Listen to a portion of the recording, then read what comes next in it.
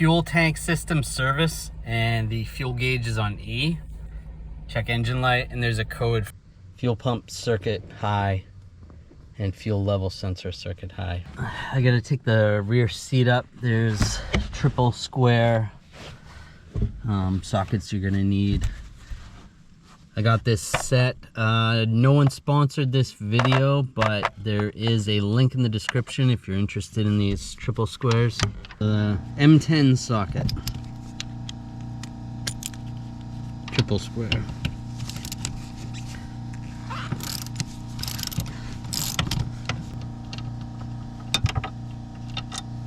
Alright, take those bolts out.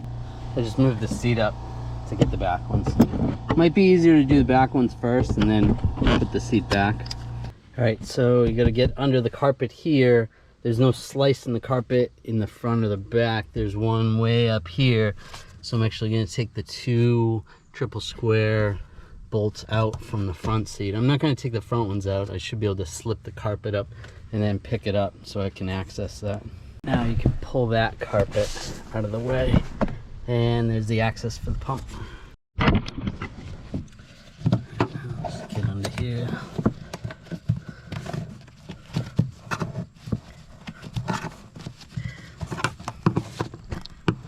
Oh, look at that. Look at that. That's exactly what I was hoping to see.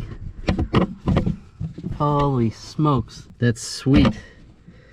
I was wondering why it just died. Luckily, they didn't get the fuel pump wire. Wow. All right, that's pretty awesome. So there's why my fuel gauge doesn't work.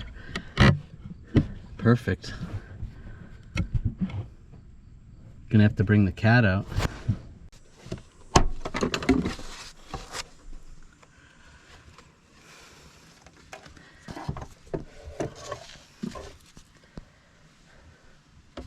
Maybe it just finally rattled loose a little bit. But so this purple wire is one I'm gonna have to repair, and then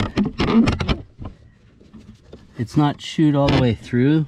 This blue wire, the insulation has been chewed up, so I'm just gonna cut this and put a butt connector in, and then ground wire as well.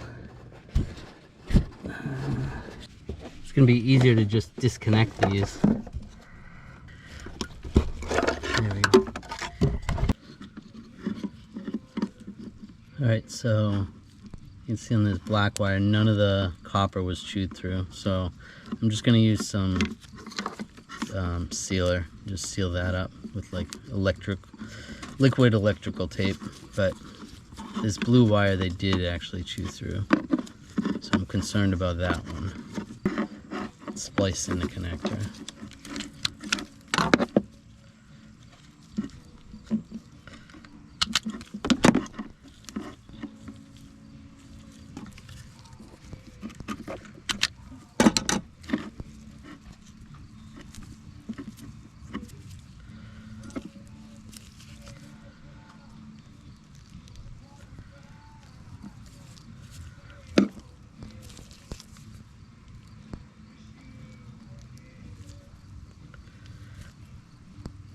A little tight for these ones, but that's fine. These have the shrink wrap right in it.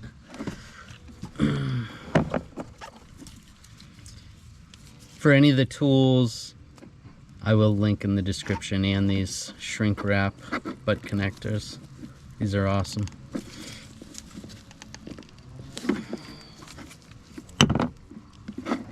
Just make sure you wiggle that. That's good.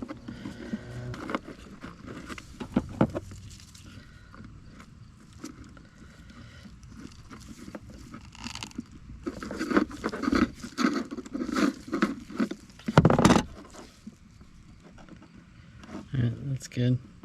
It's tight. Now, clean this wire up.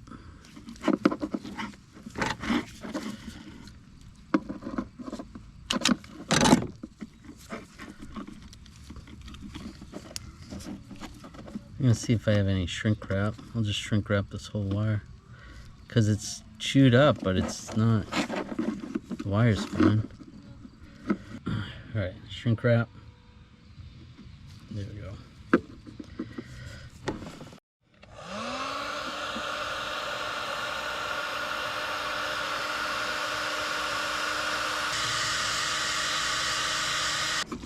Alright, that looks good.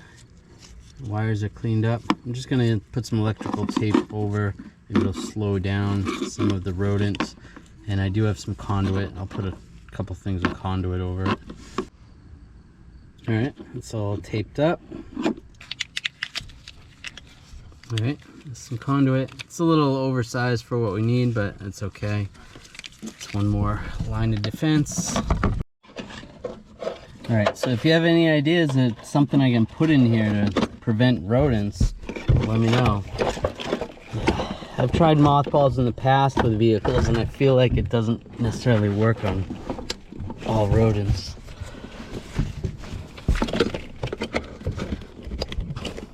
Lock those in place. That's good. I'd like to spray some something in there, but I just don't know what.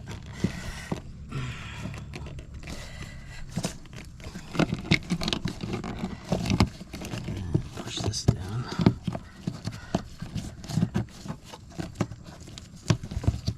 There we go. Now before I put the seat in, I'm just going to double check, make sure the lights are out. Alright, start it up.